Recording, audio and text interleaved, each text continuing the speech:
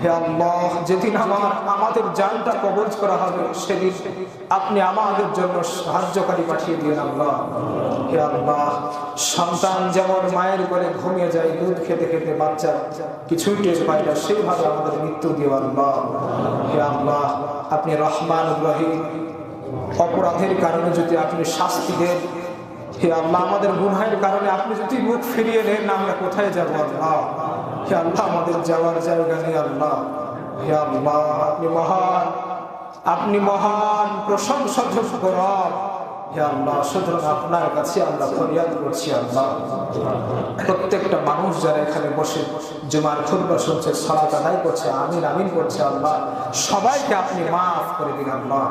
সবার জিন্দেগির সকল অপরাধগুলো আপনি ক্ষমা করে দিন আল্লাহ।